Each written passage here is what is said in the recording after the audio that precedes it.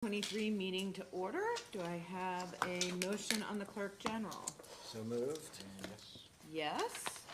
And a motion on the requisition? I'm okay with them. And yes. Yes. Great. That'll move us to our second item of business, which is a presentation by Molly Conley with the Warren County Soil and Water Conservation District. And then we have a presentation for you. So come on up.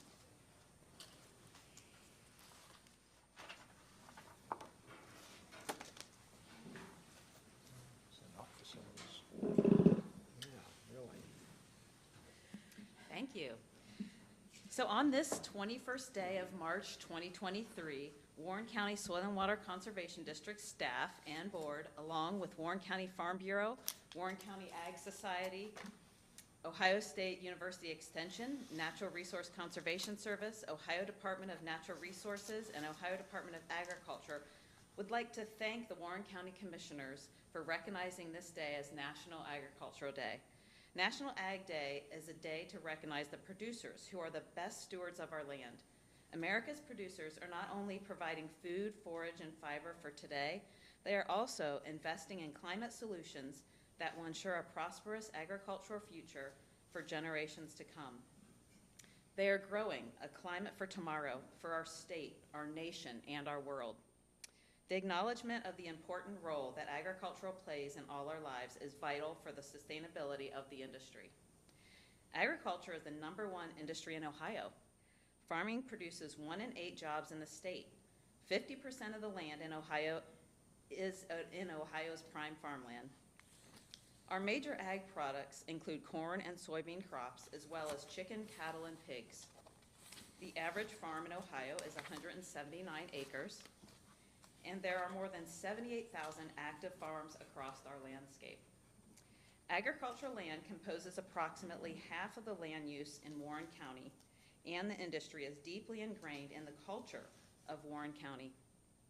Our farmers have made their homes and raised their families here, all while supplying food to nourish their fellow man.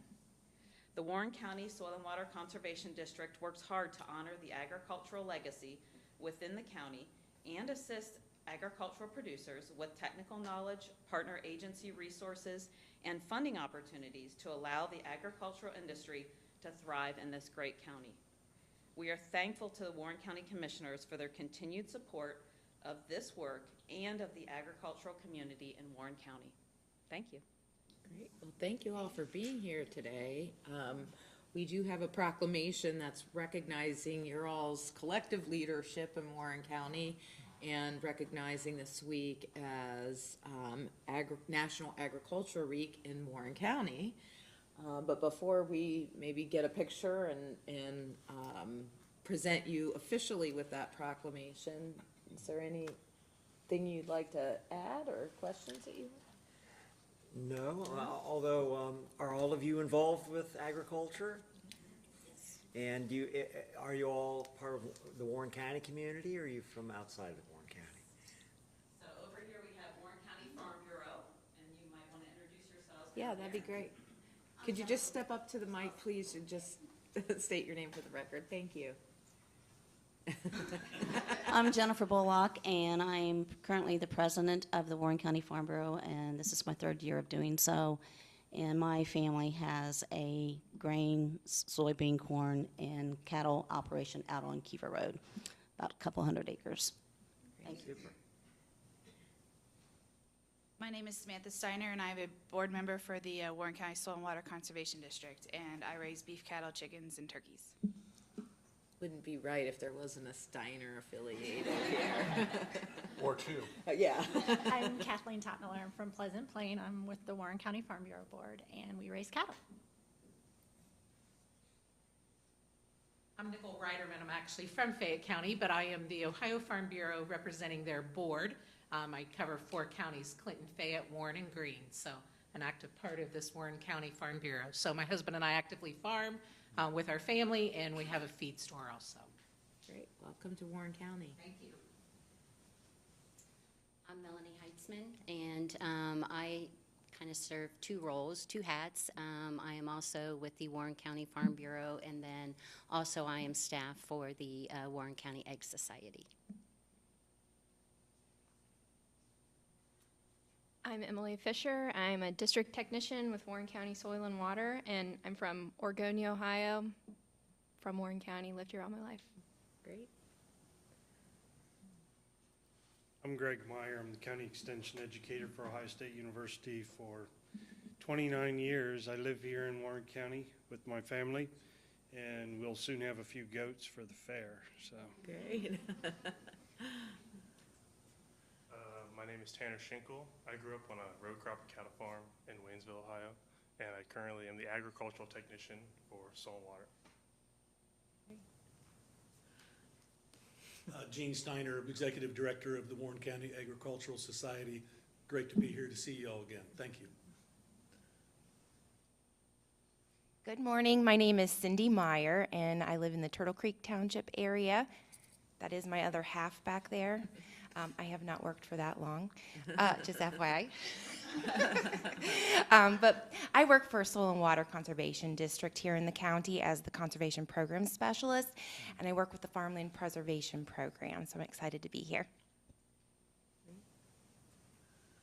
Well, thank you all for the work that you do in our county. We really appreciate it, and we recognize that it's an important industry in our county and in this state, and so we thank you for all your leadership in this area. Yeah, I mean, my only comment, I appreciate you all coming in, and it's obviously this balancing act, and you all know it just as well as we do, that it's so critically important to maintain agricultural land. At the same time, we're in America, and private property owner rights, and that kind of lands in front of us probably too many times, of that balancing act of how do we maintain what we have, our character, the importance of agricultural land and its relevance in Warren County, at the same time protecting property owner rights. So that is a fine line that we have to walk, almost monthly here. But my only comment, I do appreciate the industry you're in, and I think often about believe it or not, the national security impact of farming, and that we've seen here in the last couple of years just how critical the global supply chain is to things like computer chips. Well, why are we talking about computer chips when we're talking about agriculture?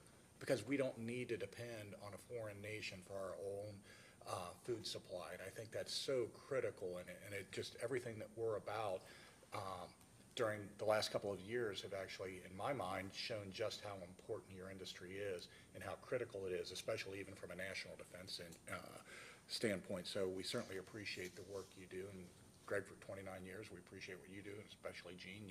You all are front and center of taking care of and reminding us just how important this work is, so thank you.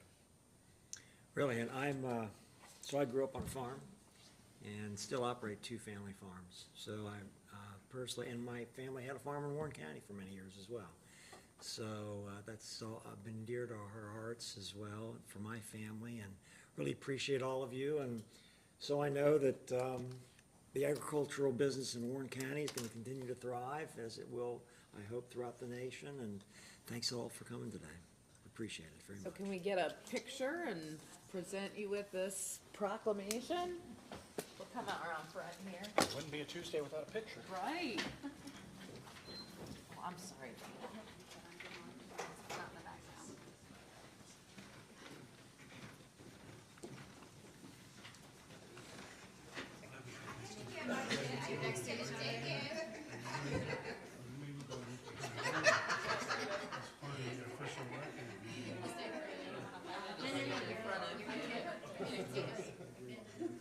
I'm sorry. No, you're good. I don't want to play back to you.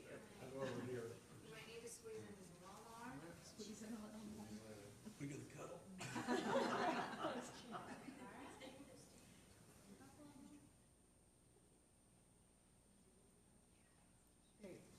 Can we get one of Sarah where I'm looking at that camera? I was looking at this camera. Everyone look at this camera. Awesome. Thank you. Great. Thank you very much. Thanks for being here.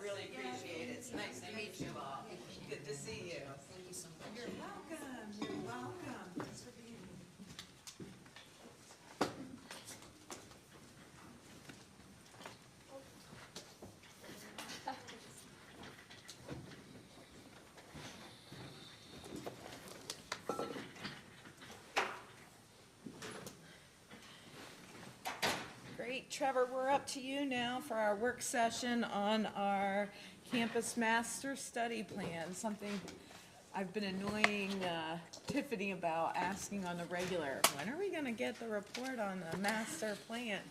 And I see that I'm not alone in our interest here. Well, I apologize, I don't have quite the entourage. Yeah, but you've got two judges, which kind of, Quality, that's quality.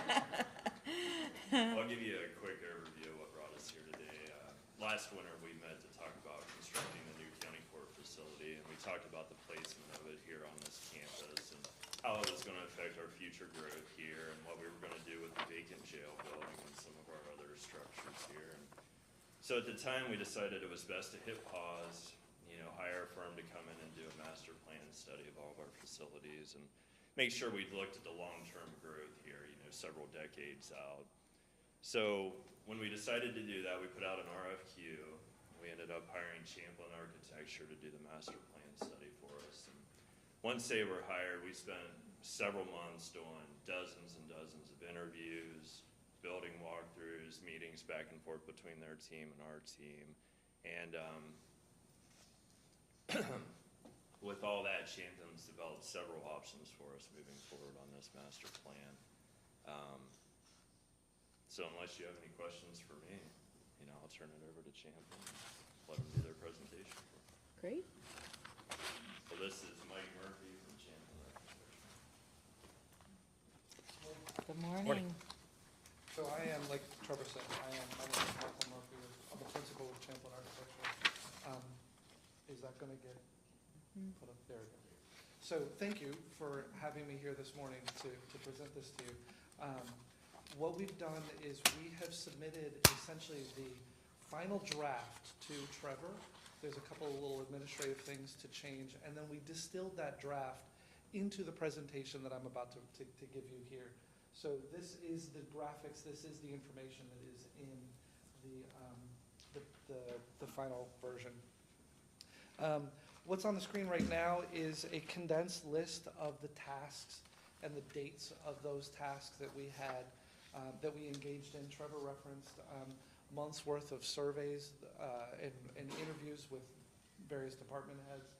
That happened kind of late summer and into the fall. We were doing them for about 6 weeks, where we would meet with department heads after they conducted submitted an electronic survey. We would meet with the departments and we would tour their spaces. We were focusing our effort on a few different areas that are kind of concentrations of county facilities. This is a map that kind of shows where those are in general. Obviously, this campus, the main county campus, was a significant focus. The engineer and the highway department location out on the west side of Lebanon on 63 was another focus. And then we kind of condensed everything that was downtown Lebanon, and we called it the downtown campus. It's largely the Corwin House and the buildings on Silver Street around that parking lot near the Vietnam War Memorial. So like I said, we started with a survey process where we provided a survey to all department heads that asked them some questions about their current need and their projected future need. We were looking for what they would respond related to right-sizing departments. Are they growing? Are they potentially shrinking? How could we improve efficiencies? What kind of adjacencies did they need? Were there technology changes, new systems or new products or new software that might impact their space needs or their staffing needs? And then a big question that we asked and we followed up with during the course of the interviews was about security. Their public engagement, security surrounding public interaction, as well as just security in general. There were some common themes that kind of, excuse me, came out of that. Parking need was definitely a common theme among multiple buildings and locations from multiple departments. There are some departments that park fleets as well as have public parking. But probably the biggest item, which I think everybody knows that this would be a theme, was there's an activity-based parking need that isn't always met. And it was most acute related to Board of Elections and the election season. and essentially cross-traffic and difficulty with parking related to their current location, and we'll talk more about that later. File storage was also something that that kind of became a common theme from department to department, talking to them and hearing from them about paper storage needs versus electronic storage needs, how they were transitioning from paper to electronic, and what were they archiving and how. What were they using related to the archives that's in the basement of this building versus could they perceive an off-site archive in the future? So we talked about that a lot. I mentioned staffing, growth or reduction, and along with staffing, we talked about adjacencies with other departments. That resulted in, and this is a graphic out of the report, an adjacencies matrix. We're not going to go into this in detail. You can study it when the final report is submitted. But this started to really define what departments definitely needed to be close to each other because of their working relationships, because of access to common facilities, and what could be further away. And this became sort of a framework as we started to think about how things could move or not move within current and future facilities. Along with that, we looked at what were their current staffing needs, their current square footage, and their growth needs. So it was growth of staffing, and then assigning a square footage per staff as you would grow, percentage of staff growth, as well as percentage of square footage growth, to start to align that into the spaces that the departments currently occupy or would need in the future. The red X's and green check marks were kind of recording the responses related to a hybrid work model, were any departments moving in that direction that could potentially increase staff or maintain staff, but decrease their square footage need within the building that they're in. And then there were several that there was enough square footage to absorb the staffing growth. And so there's some notes in there about when that happened. The county commissioner's office is an example of that, where there's room to add a couple of desks for future administrative assistance.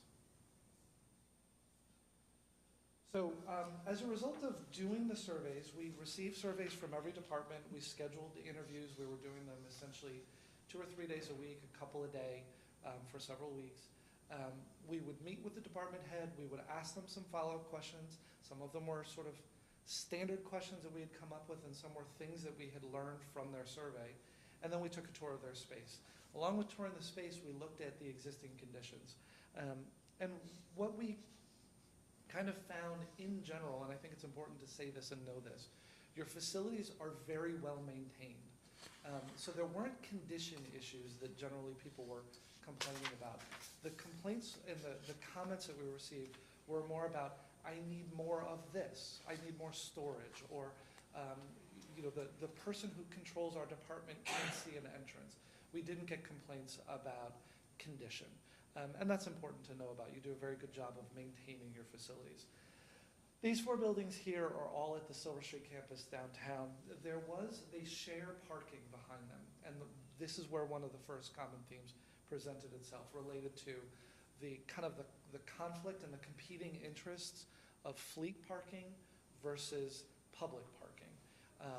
The Veteran Services operates out of the old administration building and has a large dedicated fleet. Getting their drivers in, getting their fleet vehicles there, and getting public access all together in a parking lot was a pressure point. Each of these buildings, it's also worth noting, are fairly old. The historic jail is really unoccupied. Handicap accessibility is an issue in all of them, as well as because of the fact that they have multiple entrances that are not as easy to control. There's some questions and concerns about security from the staff that are inside them. These buildings are all here on this main campus. Like I said, maintenance was not an issue. We're not really going to even talk today about the 3 on the right, but the Health and Human Services building did become kind of a sore spot as we talked to people. It's an older building. It was built, I think, in 1904, if I remember correctly. Wayfinding in the building is difficult. Multiple entrances make security a little bit difficult. Controlling access from the public health department versus Children's Services or Health and Human Services, those are challenges. It also significantly lacks handicap accessibility, particularly when it comes to restrooms. The entire facility is probably under the quantity of restrooms that are needed. So we ended up focusing on that building pretty significantly. You'll see some of that later on. These are some other facilities on this campus. Again, I'm not really going to talk about the three on the left. Those will be in the report. But the 520 Justice Office building did become a big topic of conversation across multiple departments. There are some cross-traffic and security problems in that building mostly related to the prosecutor's office and adult probation kind of coming together at kind of a point of entry. The building itself kind of lacks the amount of parking that is necessary, even for the adult probation and the prosecutor's office, but certainly to have the Board of Elections in that building during election season. This building kind of became sort of a linchpin in a lot of our discussions because multiple departments wanted to kind of stake claim to any square footage in the building that they could get.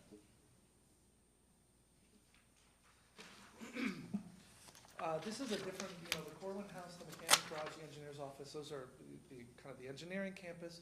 Obviously the new jail, that's basically brand new. It was included in this master plan because it is there, but we make no recommendations related to it. It's brand new, it's exactly what you need. The sheriff is very happy. The Mechanics Garage and the Engineers Complex, we did come up with some strategies to improve conditions there, improve maintenance costs long-term, and improve some vehicle storage. So the next task that we kind of engaged in was an analysis. Part of the tour was understanding who's where in a building and kind of drawing those delineations within the building and kind of then understanding what the space and what the utilization is. And so these are all your existing facilities and how they're used and some key moves that we're recommending that would improve the utilization of the building. And we're going to start with the Common Pleas Court building. So this is the existing layout in Common Pleas Court. Main floor is largely occupied by the Clerk of Courts, the General Division, and the Domestic Relations Division. And then the lower level is Child Support and Telecom. An interesting note about where telecommunications is, was originally built as a tornado shelter, so it's kind of a hardened location in the building. That's really great for telecommunications, and you'll see in some of the other documents when you see the report, we identify that as a pro and a con. It's a pro from a safety and a security and a redundancy standpoint for telecom, but it's a con because it makes it very difficult to renovate it as their needs change. And there are some public security needs. They need to kind of close off the entrance from the public a bit. So here are our recommendations. We're actually, and you're going to see in the bigger site maps, we're recommending that you proceed with an addition to that building that was planned when the building was designed. It's clearly identified. The site is there for that to happen. That would allow for the expansion of domestic relations by 2 or 3 courtrooms. Those could be judges' courtrooms or they could be magistrates' courtrooms, and the exact mix can be determined at a later date. But that will give them the space that they need there. That will then allow them to vacate other space that they've taken in the building and allow for the General Division to expand back into those locations. On the lower level, there are a couple of minor interventions related to expanding law library to provide some meeting space. This is the 520 Justice Office building. Prosecutor is the top floor. Adult Probation Emergency Services in the middle, and then Board of Elections is on the lowest level. Important to note emergency services in this location. Lots of glass. It's great for the day-to-day operation of a call center for these people to have access to daylight and views and see what's going on. Not so great in an emergency, in a particularly weather emergency situation. And so the backup location for this is important. The current backup location is in the basement of the Common Pleas building, kind of adjacent to telecom in that hardened area, but they're very close together geographically. And ultimately, that's not kind of best practice for locating a primary and a backup dispatch and communication center. If there is a weather event that impacts this campus, you probably would impact both locations. So you'll see in a future slide what our recommendation is to address that. The other thing to note here is that Board of Elections and Emergency Services shares an emergency operations center on the lowest level of the building. That is that's the room where you go to vote when you're doing early voting. And then Board of Elections uses that often. If there was an emergency during an election season, there's competing interests on that room, and ultimately it's not really serving emergency services all that well.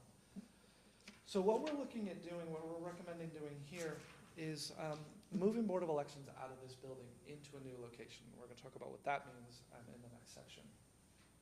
We would then be able to move adult probation to the lowest level of the building, which would give them a dedicated entrance. The entrance that is Board of Elections now would be where adult probation could come and go. They do occasionally arrest people out of the building, and this would provide a secure entrance where they could do that without engaging with the public or with the prosecutor's office. The prosecutor would remain on the upper floor, emergency services would stay where they are, and what we would do with the back end of the building is create a new secure jury entrance. That jury entrance would have a lobby, would have security, and jury could come in that way in the morning, could leave that way for lunch and come back. Right now, everybody into Common Pleas comes into the main entrance of the building. Judges, lawyers, jury, public.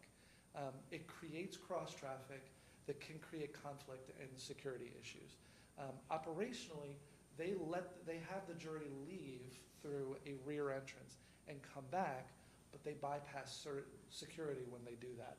So this would be a way to kind of undo the operational challenges that they've been addressing and do something that is ultimately just a better, more secure response.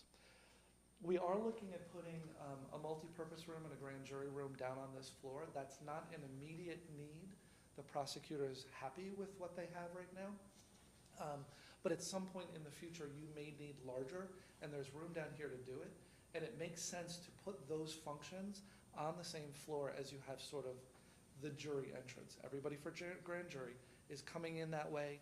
They're traveling limited distances within the building in order to access the things that they're there to do. The administration building is your largest building anywhere on campus. We ultimately found that this building is pretty well utilized. There's a few departments that have a little bit more space than they need, but ultimately the services that you have here are the right services, and they're generally right size. So our interventions in this building are actually quite small. The water department was the only department that really needed to expand in any dramatic way. They had two divisions. They have sort of their everyday division and then this instrumentation division, and the two do not need to be connected.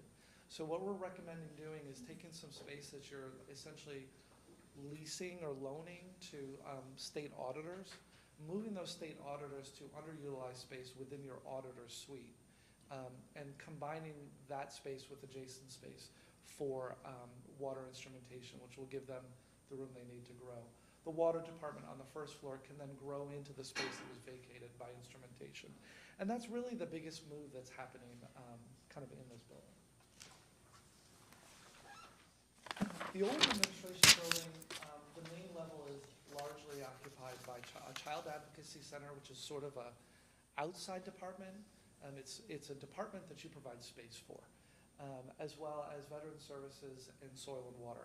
Veteran services and soil and water both need to get bigger, and there is some sort of synergies benefit in moving in co-locating the child advocacy center with other children's services.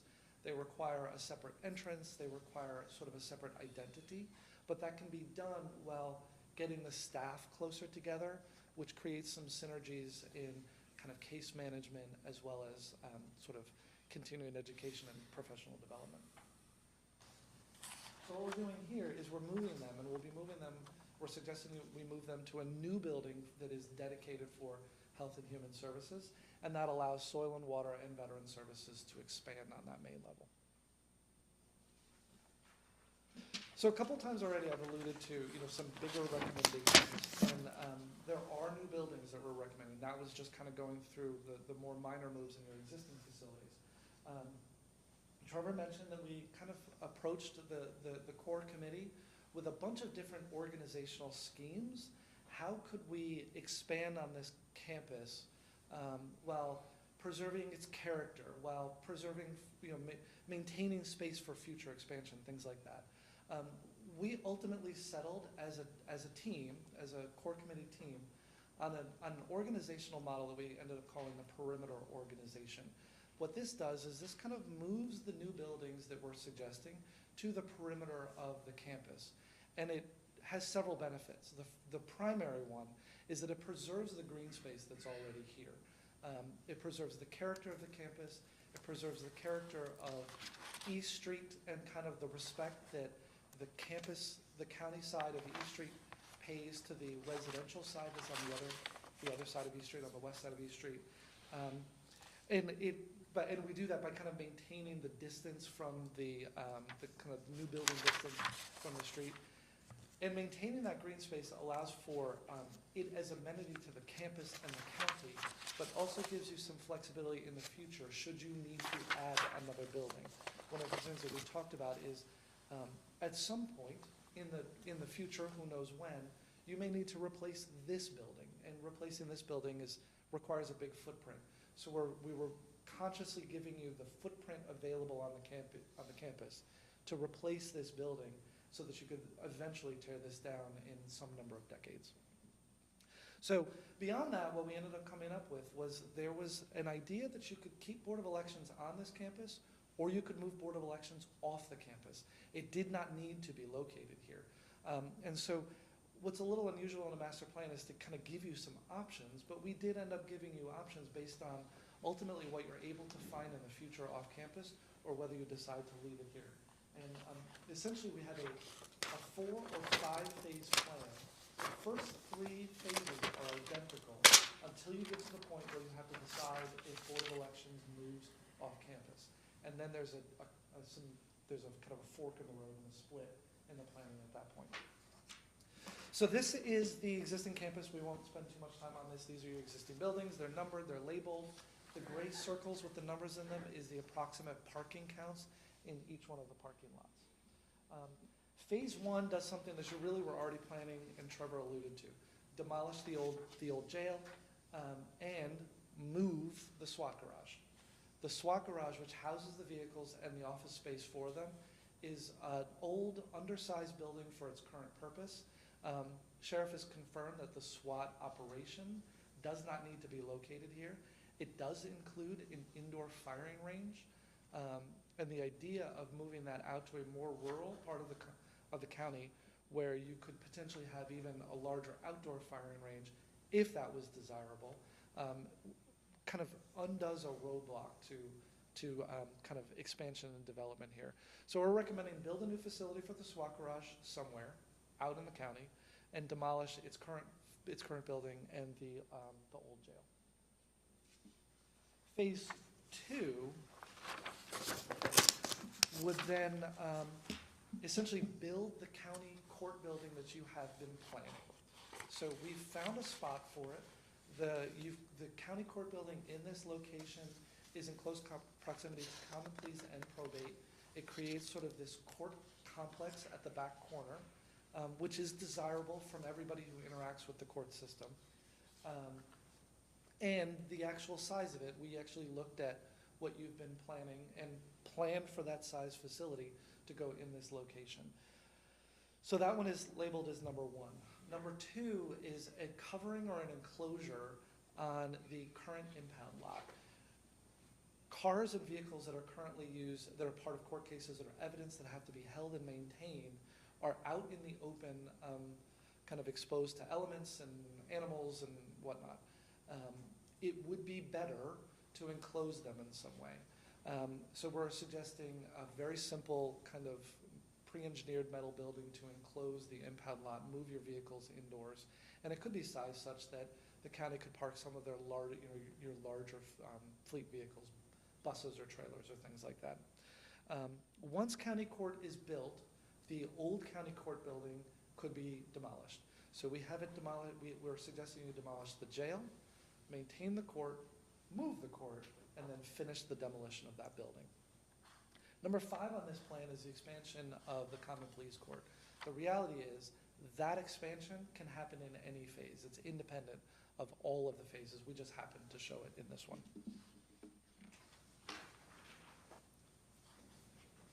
The next phase, phase 3, which is the last of the common phases for our kind of on or off-campus Board of Elections scheme, is to move another roadblock to kind of the expansion of facilities, and that is the facilities management building.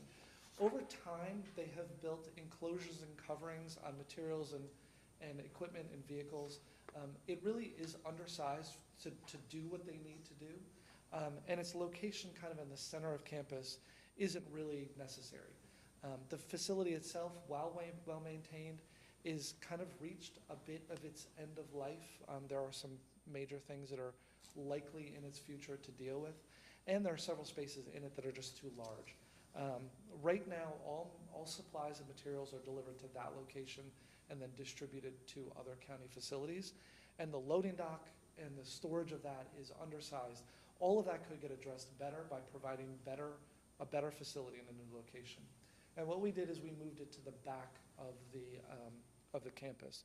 Still on the campus where it can access everything quickly, but into the back of the campus. So build number 1, provide a new parking area where the county court building was, that serves the court building as well as facilities maintenance, and then demolish its current location.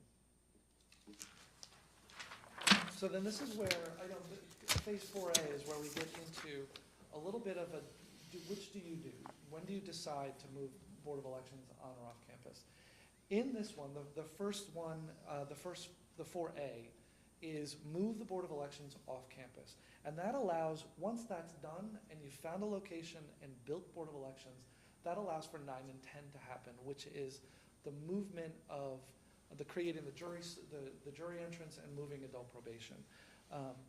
The other major piece of this is a new Health and Human Services building, number 2. Your existing building simply is not working for the current function. So number 2 would be public health, children's services, all of the other health and human services departments, and a child advocacy center. It moves it closer to East Street, essentially in front of the one that's there, with parking that is sized for the building. The current parking situation is undersized for what it is that you're doing. A main component of doing this is relocating slightly and widening what is known as Park Avenue. Park Avenue is that's the access drive that comes off of the east that brings you towards the current Health and Human Services building, and then kind of one ways around it in 2 directions. This would provide better access deeper into the county, and we think there's several benefits. First, it divides the traffic between Justice and what we're calling Park Avenue, such that people who are coming to the court buildings in the morning aren't struggling and grappling with school buses and that drop-off. This is a congested area in morning drop-off and afternoon pickup. And by doing something that provides you better access deeper into your county campus without using Justice, you start to divide that and mitigate that risk and that issue. So relocating this gets you better access to the Health and Human Services building and better access to the courts. The last element of this is replacing a facility that has reached its end of life. Behind facilities is a fueling station, which you use for all of your county vehicles. We understand that the underground tanks are going to need to be replaced soon. Well, we believe that there's a better location co-locating it with facilities in the future. So if you're going to replace them, you might as well replace them where you're going to put it rather than where it is now.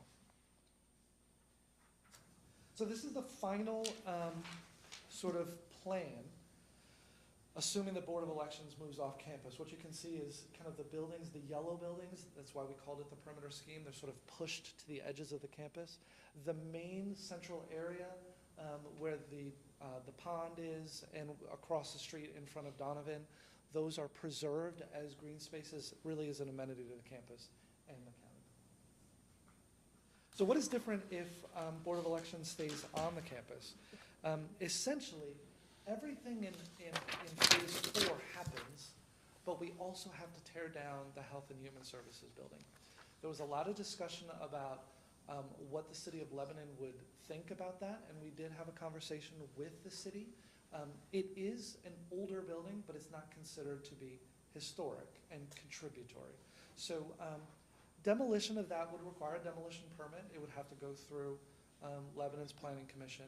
There is the possibility of getting some public pushback on something like that, but there really isn't anything significant about the building that should prevent its demolition. Can I add one thing, Mike?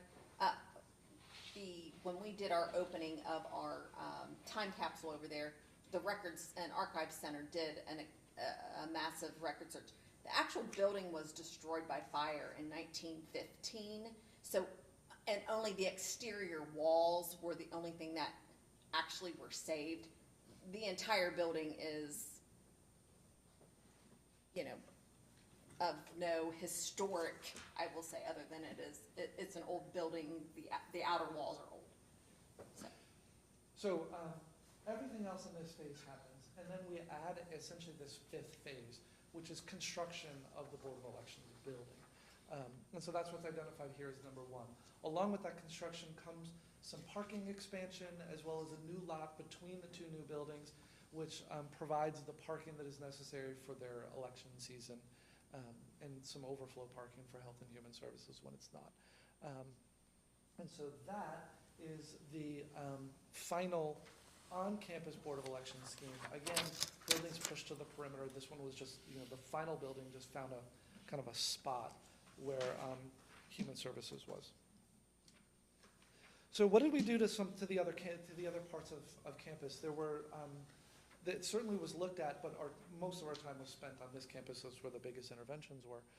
But we did look at the Silver Street campus. I mentioned earlier that parking was a challenge. You're seeing, old courthouse, historic jail, old admin, and in the back is what we call visitation house. It's where child visitation happens by Children's Services. Parking is a problem. What we're suggesting back there is demolish the visitation house, create new, a better child visitation situation in the new building, demolish the juvenile detention annex from the historic jail that was built in, I believe, the 60s. So it really isn't contributing to the historic character. And then essentially expand part of the parking lot into those spaces. Eventually, it would be a good idea to find a use for the historic jail. And we did bat that around and talked about it being some sort of an interpretive center, a little, that maybe the Historical Society could operate that in some way, because it's a unique and special kind of building. Corwin House was a topic of conversation. It's an interesting building. Its biggest challenge is parking. The parking area, kind of in the upper right, is probably 20 feet lower than the lowest floor, the main floor of the building. And then there's this large drop-off area that is at the main floor. Handicap accessibility is a problem because of that, just general accessibility.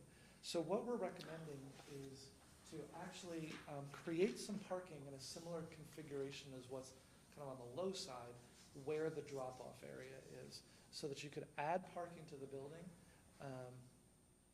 and make it a bit more accessible. The use of it currently is for the engineer's office, and we're proposing to relocate those people. It is underused for their purposes. We're proposing relocating those people into a renovated space at the engineer's campus. And we don't truly have a good use for this based on the limitations of the parking. So engineer's campus, right now engineer is north of 63. That little nub on the bottom is the mechanics garage south of it. We'll talk about the mechanics garage first because it's quicker and easier. The sheriff's office parks some fleet vehicles there, and then they have parking related to what it is that they're working on. It's insufficient. We believe that purchasing the adjacent parcel and expanding property onto it will solve that problem. The engineer is an interesting, their campus, their complex is interesting. It has been expanded over time with a series of buildings that are vehicle storage. Those are either pull in or pull through vehicle storage buildings, which means that there are a whole series of overhead doors that are in constant need of repair and maintenance. That was their primary comment and complaint. So what we're suggesting here, and it's undersized, they don't have enough space to store all of the vehicles that they need to store. So what we're suggesting is to provide a new facility, a new building, relatively simple pre-engineered type building that would have one entrance, one exit, so a pair of overhead doors, and be sized to park all of their vehicles inside it. It is sitting, as we're showing it there at number 4, on their current laydown area, their materials laydown area. So we would build that, we would demolish the buildings that are being replaced by it, move their laydown area closer to the access on Markey, and they'd have an easier in and out during the day to pick up things that they're using for road repair and maintenance and construction. So the primary move here is to essentially swap their two functions. And then this is a fire station up in Clear Creek Township. And what's interesting about this was identified because of the location of the communication towers, the county-owned communication towers and equipment right on that parcel. This is a good location to locate a backup 911 dispatch center. It'd be a freestanding building that would do everything that the backup center does right now in the basement of Common Pleas, but it would do it in a geographically distanced location from the main center here. And there's already some infrastructure there that would support the installation of the communications equipment that is necessary for its function. So this became a good solution for that best practices of relocating the backup center. And that is the end of the presentation. Do you have questions for me?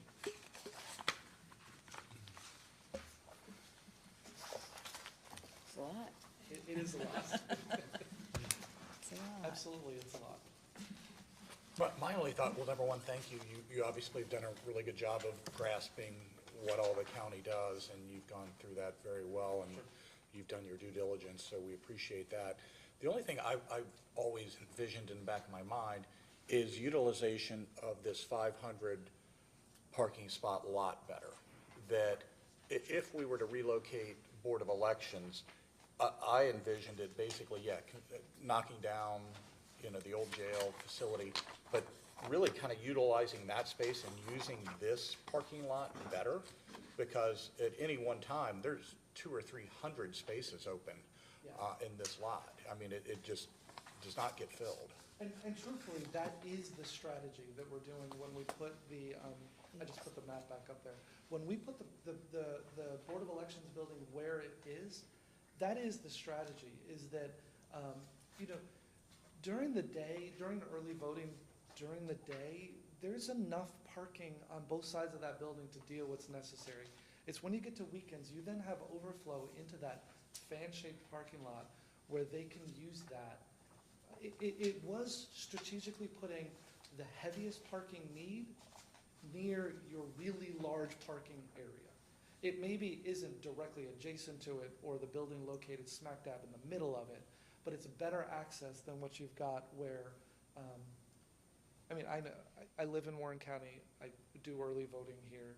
I park in the Common Pleas lot, walk down the stairs through the parking lot to get in the building.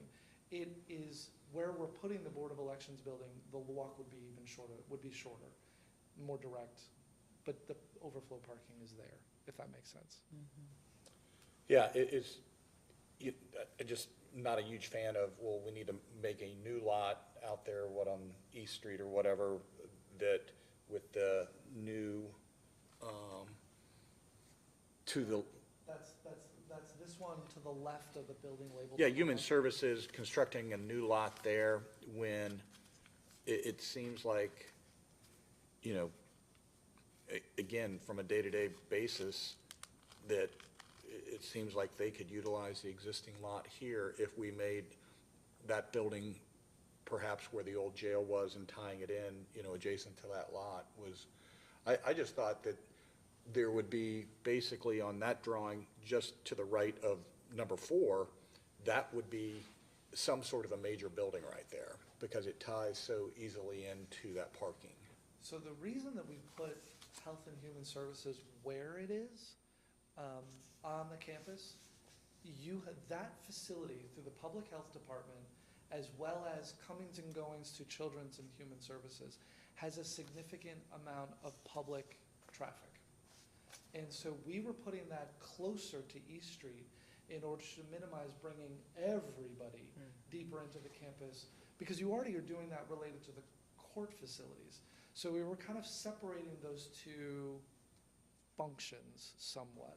You still have people coming in to go to the court buildings, but they're there for longer, generally, than the people who are coming and going from the Public Health Department for an appointment or a consultation. And so that's why the building we felt that the building deserved to be closer to the, kind of the East Street, the public side. Also gains a little bit more visibility about this as a county function. It had some benefits. And since we've got both judges here, can you talk a little bit about county court? What exactly are you thinking? As in its location? Yeah, and what division can we refresh that? Maybe I Sure. didn't hear that well. So, that, in this plan here, well, I can go back to where it sort of shows up. So demolish the jail, demolish the, move the SWAT garage, and then the first phase is to build that county court building. You've got another design team that is engaged in developing the planning and the programming for that building. We had a version of that plan and essentially sized this here to accommodate what you're already doing. So all we were really doing was identifying the spot. And that's sort of a longer rectangle, because what you're actually doing is you've got sort of a squarish plan with a plan to add in the future. You've got the expansion room. So we were planning for you to have that expansion space for the future. But what it does is it puts the county court building in close proximity to probate court, and essentially as close as it is now to the common pleas building. So you create sort of this court complex in the back corner of the overall site. Yeah, I mean, again, in my layman's view of what was going to happen, that building and Board of Elections, because they have overflow parking a couple of, at limited times where there's a lot of people at county court, that's perfect utilization of this 500 space lot. Sure. During those times, So you've the got spillover, instead of overbuild, or not overbuilding, but making a substantial parking lot immediately adjacent to that, Sure. where most of that parking is not going to be So there's utilized. a few things that impact that. That 500 car lot is dead smack in the middle of the campus. It's got roads on two sides of it, which prevents you from accessing it from those two sides. The monument, there's a little bit of a sort of a monument garden space that is at essentially where Memorial kind of keeps going, and those couldn't be moved. So you're running out of space around that 500 car parking lot in order to put buildings. There is some room, essentially sort of to the left of the existing county court building, where you could put one of them, but we end up snaking our future Park Avenue extension, that widening, which we think is a really good vehicle circulation strategy. We kind of end up snaking that through there, which provides you better access to the courts. So you're running out of perimeter on that 500 car parking lot to do some of the things. I get it, but to do some of those things without major wholesale changes to the Fair enough, and we're not going to work through exactly where everything, but it's just, those were kind of my initial thoughts of, again, if you're a taxpayer in Warren County, we don't like to spend money, and we don't want to construct new parking lots if we already have one that's underutilized. No, I understand. Now, each one of the parking lots that we're showing, I think ultimately the decision is going to be left, to the design team for that improvement. How big does it really need to be based on the building size, the function, and what else is available nearby? So each one of these construction projects should have an analysis of what's the distance from this large central parking lot. Do we think that people will park there and walk to this location? And I think in a lot of cases they will. So The sizes of them right now are projections that we're basing, a size on a building size. But ultimately, you're gonna get to an actual design team that is going to truly size it. Yeah, I mean, my only other thought is, Tiffany and I have been doing this for quite a while, and one of my few regrets is the Board of Elections. That how in the world did we construct that new building, ask everybody exactly what they wanted, here's our new building, and then all of a sudden, it's not working right. I don't like that. How in the world did we, through the initial design process years ago, what was that, 10 years ago or something? That we first started talking? 2012, yeah, so it's been 10 years. Well, if it's any, I guess feedback is the Board of Elections facility itself is pretty good for them. They didn't have a whole lot of, they're growing to the point that they need more space, but in a decade, that's not unexpected. I mean, it is what it is. The only issue predominantly for them had to do with sharing that space, that became a little bit of a pinch point. But parking was the biggest problem for them, truthfully. Well, but you're talking about parking during a limited period of time when they have voting. Is that Correct. right? Correct. All right, and I mean, I've been there many days when voting's going on, early voting. But people, as you know, park in the lot that's up there with the Common Police Court. And then they walk down, you mentioned it, down the steps, and they go in there.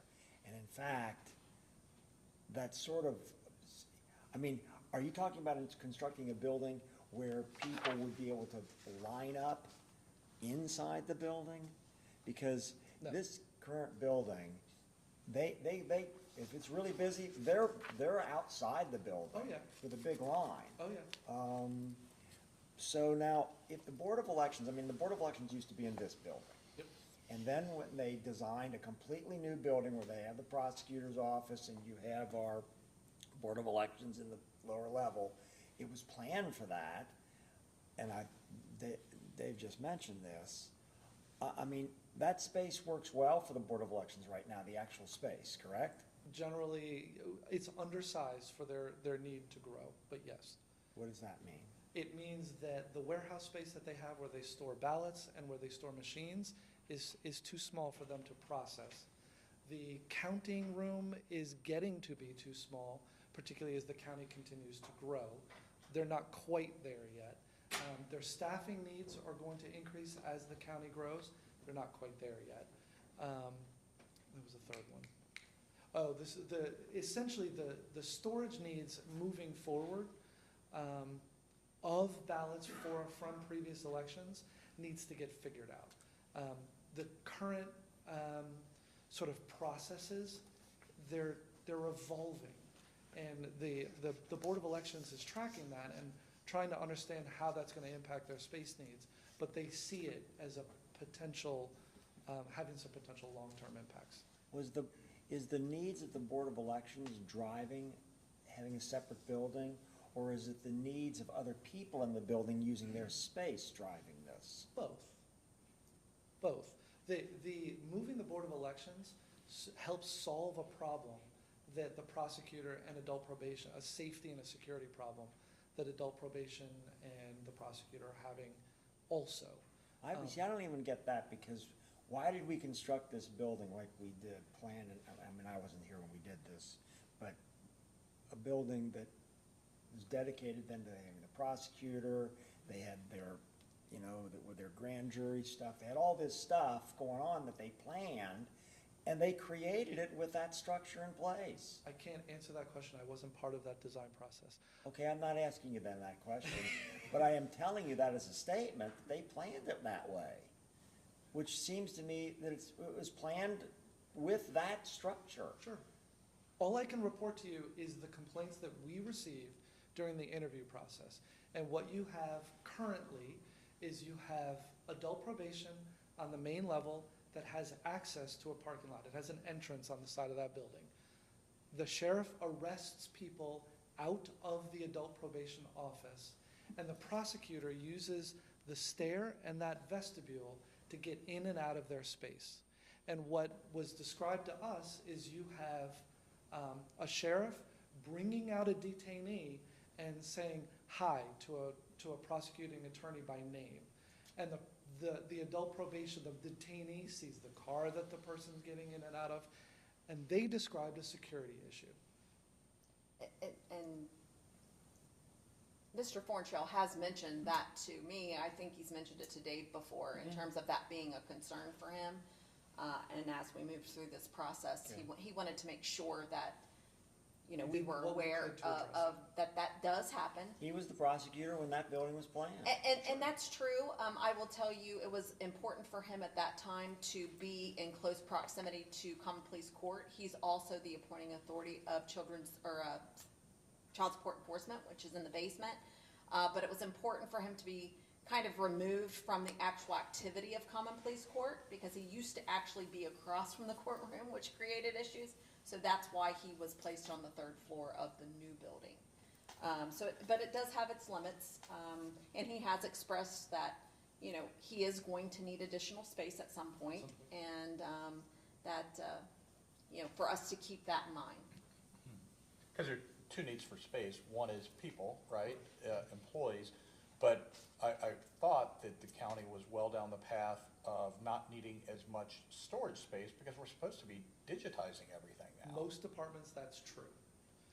What you're probably going to start to bump into is some limitations with the archive. You know, they're going to fill up. There is some paper that everybody does need to keep.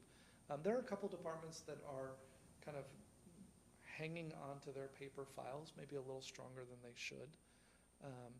And then there are some departments that are digitizing quite efficiently, and their space needs will actually reduce over time as they kind of continue the process. Well, Clerk of Courts is one of those that they're retaining a lot of paper, and they're retaining it local to their department. Understood. Well, you've given us a lot to chew on, and this is a good first step of, you know, I think it was, the board was trying to be diligent of, there's only so much land, there's only so much space we have here. Yeah. What is potentially a best practice? And again, just because something is not perfect for someone today, we are also under the constraints of monetary issues. That, hey, we figure it out, we're gonna tweak what you have, absent county court. We know that's obviously a major problem. But, yeah, you've given us a lot to chew on. So I have a question for you. I noticed on the Silver Street campus that you are recommending the demolition of the visitation center, and there's no identification of a replacement. My assumption is that would be contemplated in the new Human Services building with the proper egress and ingress into that separate from. Correct. Child visitation, the current operational plan for child visitation to be in that separate building separates staff. Yeah. And one of the things that there were pros and cons to doing it both ways. They like that facility, that building for what they're doing, but it did create some isolation for the staff members who are using it. Our suggestion is to combine, move child, co-locate it with the rest of children's services.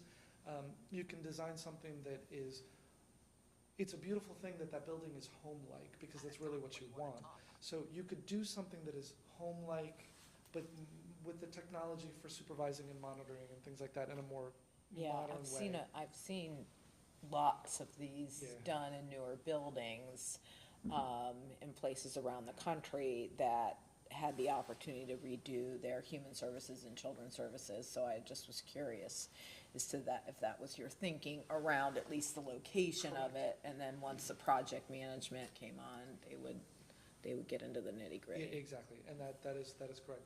Honestly, that was part of the idea of getting parking kind of around that building, was having an entrance for children's services, having an entrance for the public health department, having an entrance for the child advocacy center that could give them a separate identity, so that you didn't have a whole lot of people, you could figure out where you were going based on, what entrance you were going in.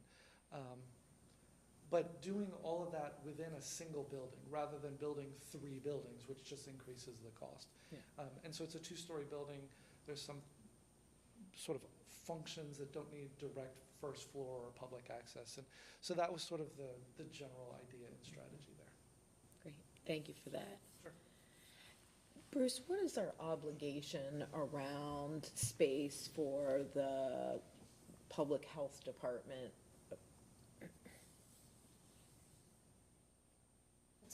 It's a combined health district, Yes. which I do not believe that there's a statutory requirement for us to provide that. If we do provide it, we are permitted to charge them rent, which we do currently. But it's, in my research, I've not found anything that requires us to provide them space as a combined health district. I mean, I'm not Yeah, yeah. trying to, I just am wanting to understand what our obligation is there today, tomorrow, and into the future. Right. Great, thank you so much. Thank you. Giving us a Thank you for your lot time this to morning. mull over, if you Sure. will. Trevor, did you have anything you wanted to add or timing to share? I mean, I know it's a lot of information that we put to you today here, and I guess it would be some guidance on what the next step would be, how much time you want to process this before we begin to discuss it. Yeah, I mean, I would really like to, the judges have been extremely patient. As we went out for design, criteria architect, we have something designed, and then we kind of paused for, 7, 8, 9 months. I would like the commissioners to think about sooner rather than later, actually beginning that process of bringing on board a contractor, a design builder to start that project. So that would be my only request. We do have the funding already set aside to accomplish that project. But it was a matter of where's the best location, and maybe that would be something that you want to give thought to if you don't wholly like this particular location that's been mapped out. We can address that. Yeah, because it's kind of 2 questions. Are we moving forward with doing it? And I think the answer to that should be yes. And then number 2, where do we put it? And that's a separate question. Yeah. Which was what We kind of already started the agreed to do it, though. I mean, Yeah. we Yeah. have it's designed, as I understand it. I think the criteria architect does have something already semi ready to go. Determined But it would be a the matter of bidding out an location. actual design builder. I think that's actually what started the conversation, Yeah. is where is the best location for a new building? Well, I think that's a reasonable request, Judge. Do you mind if I take the microphone? Good morning. Not Good at morning. all. And I have a docket to run, so I need to run. So let me just mention, thank you, Tiff, for that. Obviously, we stand by ready to assist. Last year, January 2022, I think, is when you all decided to do this plan that was just briefed this morning. We were in favor of it then, we're in favor of it now. To take your time, be deliberate, and do what's right. And I know that you will. We're lucky to live here in Warren County, work here in Warren County, and you have the resources available. And with your fiscally conservative decision-making, I know that you'll make the right call. But we stand by ready to assist. And I wanted to mention one thing about Trevor and his team. He's done great work to keep us comfortable where we are right now during this whole process. And I wanted to publicly acknowledge that. Thank you, Judge. Thank you. I need to Appreciate run. that. And Yep. Judge Loxley, for the record, yeah, was the speaker. Thank you. go to court. Well, I think your request is a reasonable one, Tiffany, so maybe we can look to get, I think we all want a few weeks to really just let this settle in a little bit, but be able to then bring this discussion back to the board to talk about this particular project as it relates to the overall plan. I think a reasonable next step would be bring in the criteria architect and let them do a presentation. What do they have now? What are they thinking? What does the building look like? What is the For footprint? the location Yeah. that's Well, recommended. what the building is, and then part 2 is where do we put it? But to come in and have an update on where do they stand, do they have it designed, what's it look like, make sure the judges are on board with it, I think is a good next step. Yeah, and remember, in a criteria architect model that we're using, you know, they kind of semi-lay things out. When we actually hire the design builder, they actually design the building itself. So that's the model. Interior architect basically identifies the size. The size of the building, the kind of the space But requirements. they could speak to whether or not the space that's been identified on the plan meets the needs of the requests that have been made around Yes. the Okay, needs for the building. okay, fair enough. Yeah, the comment was made that, oh, it's already been designed. Has it been designed? I mean, if it has been designed, I'd like to see it. You know, that, if it hasn't been designed, it's just been kind of laid out. This is the Right. total square footage. Right, This is what. right. This is what we you think is- could theoretically do, but an actual design will be done by the Take- design builder. Right, take this concept, go out and then get a Right. design build from. Correct. Okay. Correct. But And that's the point that we were ready to do that Yes. this last time, and we said, okay, before we actually go that next step, let's do this master plan to make sure that, I mean, we've had projects in the pipeline every, year or two, something new we're constructing. And I think it was just, before we just do this without some overall vision, wanting to step back and really appreciate the judge's patience around that. I know that that they've been incredibly patient. They thought they were next on deck, and they are next on deck, but we had a pause there, so. Yeah, and the only other thing is concurrent to this, should we be entertaining what does the deconstruction, tear down of the old jail look Yeah. like? And who are we talking to about that? And do we get that moving? Yeah, and that could be actually independent, because we would keep where county court is right now, remove the 96 edition, and then once county court is constructed, we could then. But yeah, but take we care of that. know that's coming, and we Yes, know it's yes. costing us something to maintain it right now. So should we go ahead and get the ball rolling? Yeah. It's not gonna I get any think cheaper. that's a good suggestion, yeah. It's not gonna get any cheaper to tear it down 3 years from now Right. than it is now, so. So maybe we have Trevor and Trevor be able to talk about the demolition piece of it and timing around that, along with the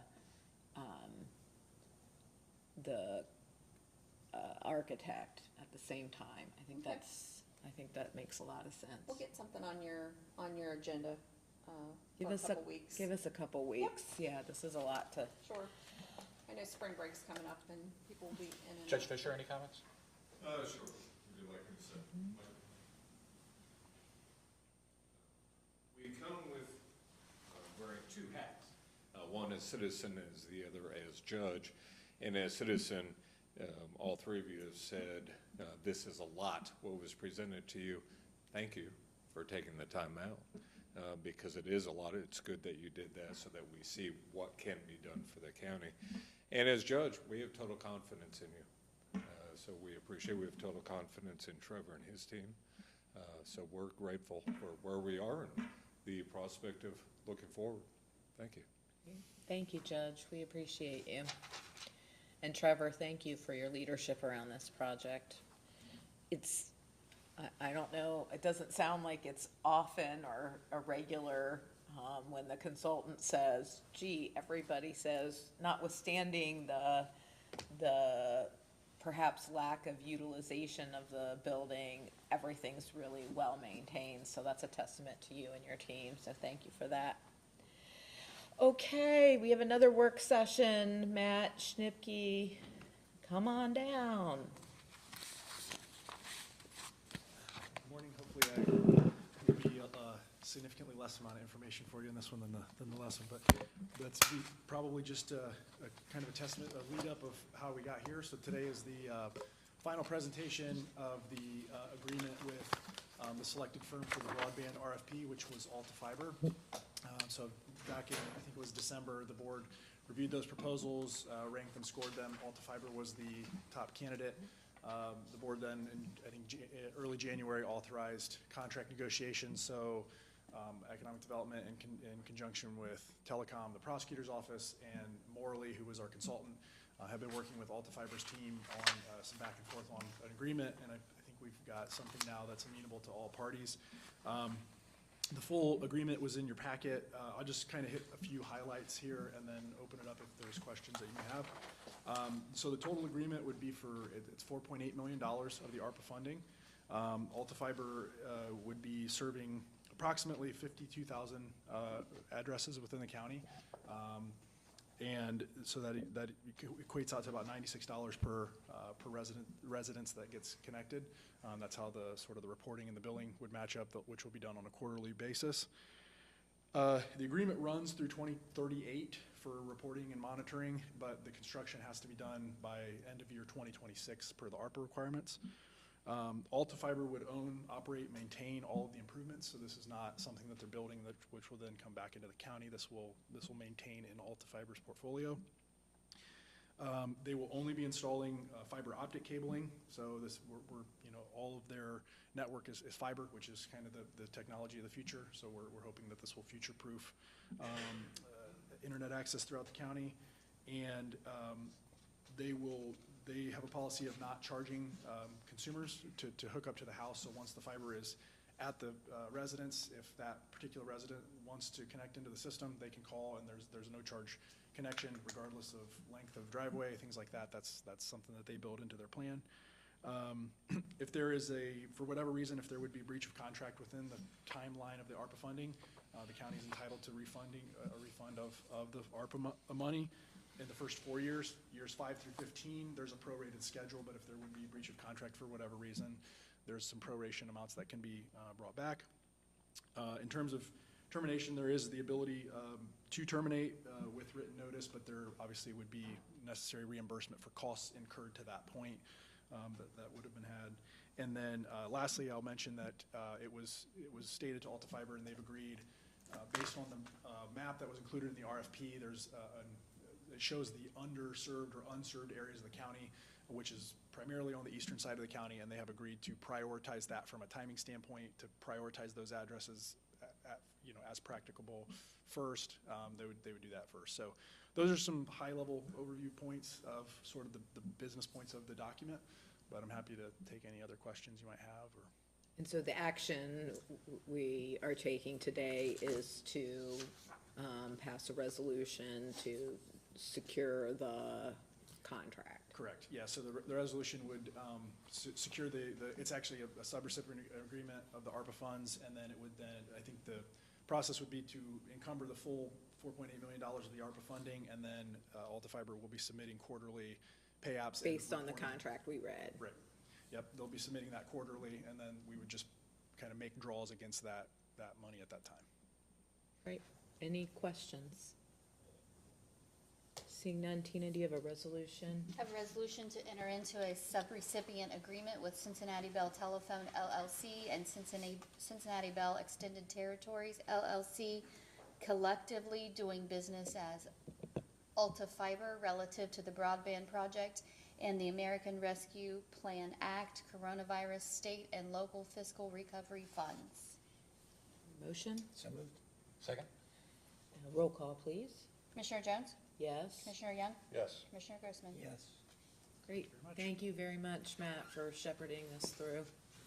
And to the lawyers for making sure the contracts were good. Okay, is there any other business, Tiffany? Do you have anything? I do not, but I do believe Tina had a few resolutions that were for consideration but not on the consent. Okay. I do.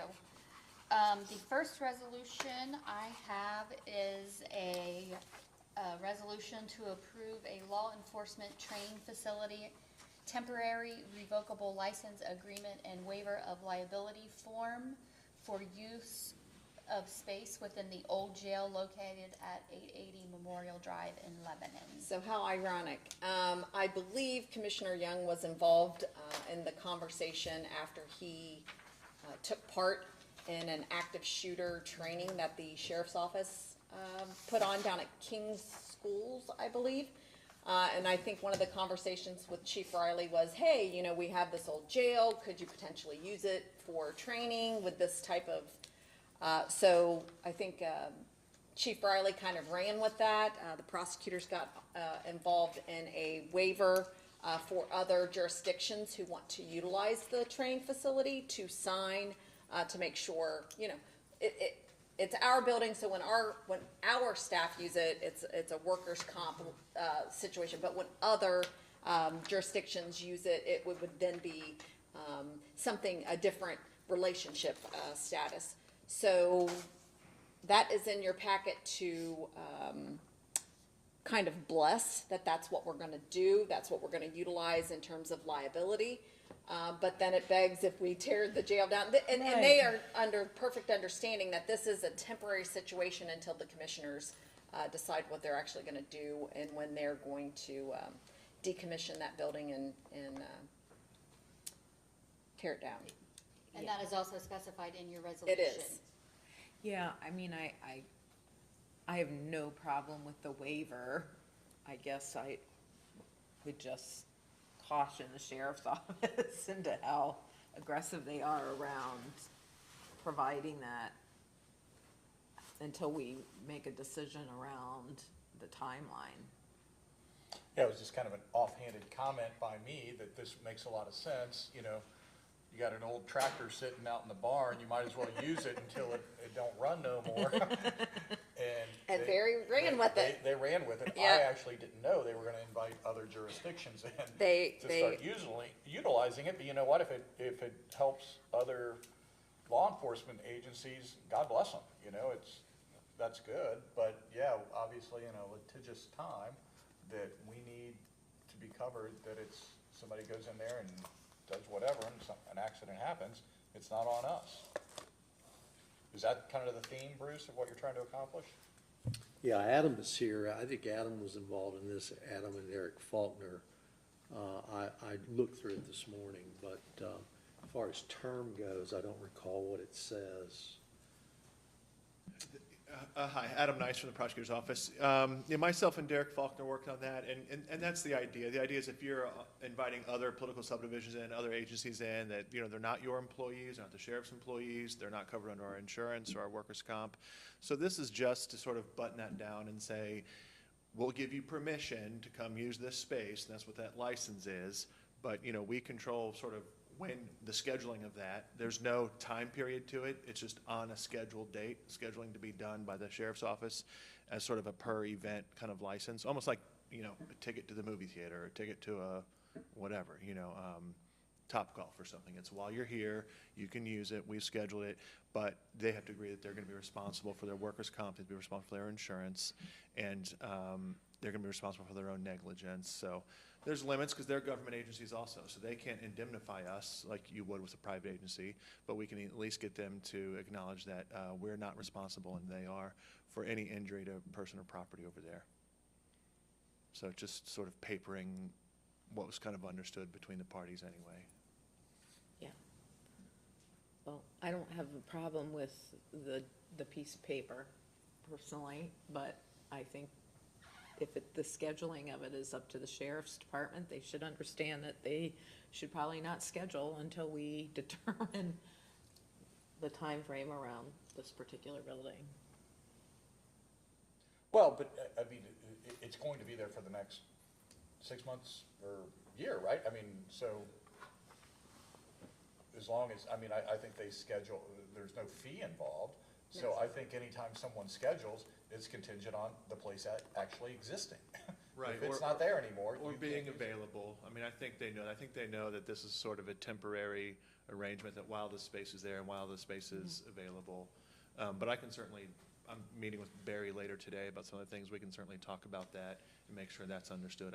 I can bring that message kind of back, that they shouldn't be booking things out a year, or, this is sort of maybe a short-term, Yeah, I mean, I don't know what the time frame is. I don't think we've determined what the time frame is. So I don't want my hands to be tied around that decision based on this. So again, This is solely your discretion in terms of that building and its use while it exists.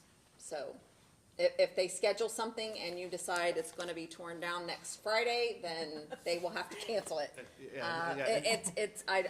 I'm not concerned about them scheduling something and then you deciding to tear it down. Yeah, there's no consideration, they're not No, paying anything, no, you know, whatever. no. So- and I think the license does specifically give you the right to cancel it with a very short notice. You know, it's will be Right. reasonable, but I think we can just cancel anytime we want. Yes.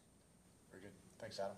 Which leads me, Mr. Space Planner, one more question, that we talked about the SWAT garage, but the other thing that we've been going round and round with is Drug Task Force. That they spend a lot per month right now renting warehouse space, and I know years ago, that was a big consideration, that location is somewhat confidential. And then I thought that the sheriff had even told me that's no big deal anymore, that do we want to have, you know, that building with some office space with a bunch of inside parking potentially utilized? And then I thought, because it just bell went off, if we have an impound lot or some of the evidence type of stuff, if we have a big enclosed pole barn garage, having space for those vehicles would be the same thing. So Trevor, do you know? Yeah, we had discussions with Chief Riley about that, about incorporating it all into one big facility, the SWAT garage, the firing range, DTF, all that under one roof. And you would make Barry's day if you did that. Yeah, I think part of the challenge is how their funding flows. They could not utilize their funding that they receive from, forfeitures. no, what is their primary source of funding? I cannot think of what the name of it is right now. It is an actual grant that flows through the state.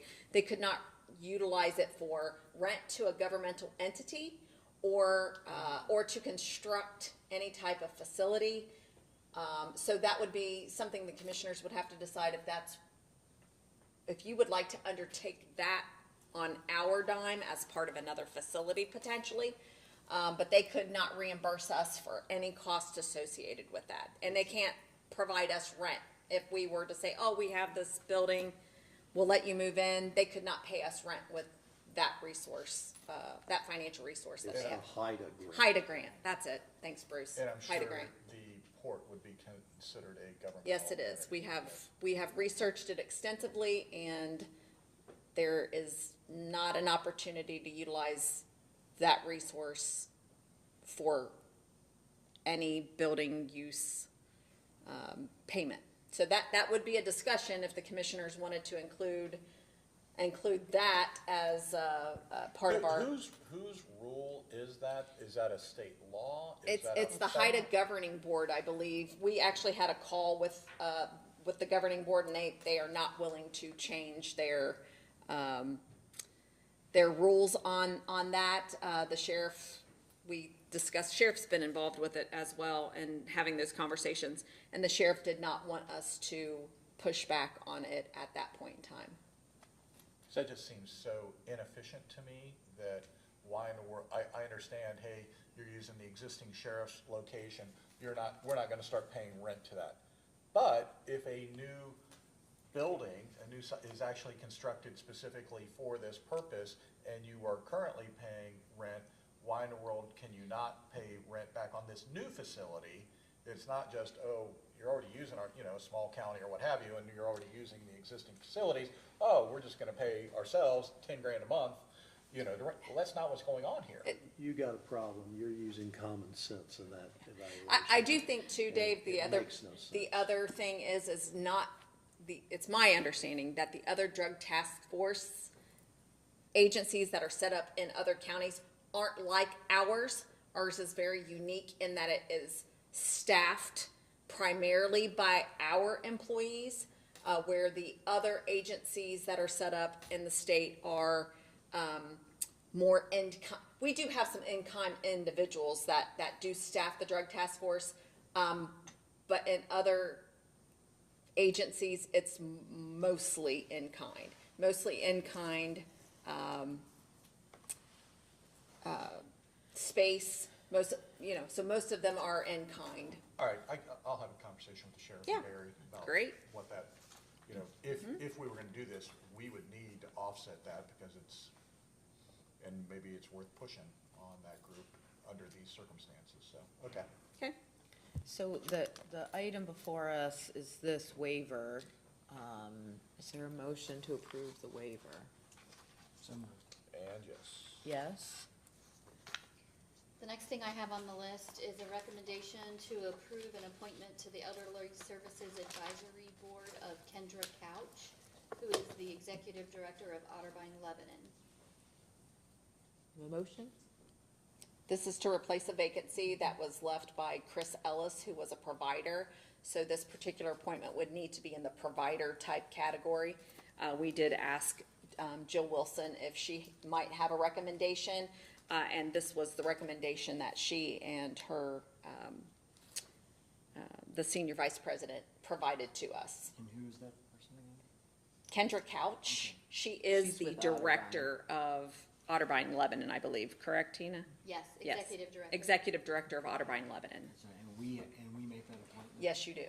And so what's the proper vehicle of doing that? We just, You adopt a resolution and then, all right, so I'll move that we appoint this individual. And second? Yes. And the last resolution is for you to consider whether you would like to cancel the Thursday meeting this week or whether you would like to hold the Thursday meeting this week. So I have a resolution drafted to cancel the regularly scheduled meeting of Thursday, March 23rd, 2023 for your consideration. So I'm heading to the White House on Thursday for the nutrition and health meeting, so I will not be here. I'm fine canceling that one. Is that a motion? So moved. Yes. That's all that I have. Any other business to come before? Bruce, you're very quiet. Just one thought I had was, does the Area Progress Council dictate when the state of the county is presented scheduling wise? I noted it was on a Tuesday. It just jumped out at me as an opportunity that if in the future, if it was on a Thursday, and then we could advertise it as a commissioners meeting and go through the appropriate notice and process, that's a way to add an Yeah, additional meeting if we're having trouble Talked about that last year. complying with 52 requirement, or the 50 requirement, I should say, not 52. But just keep that in mind. Good thought from both of you. Okay, seeing no other business to come before the board, do I have a motion to adjourn? So moved. And yes. And yes, thank you. Thanks, everyone.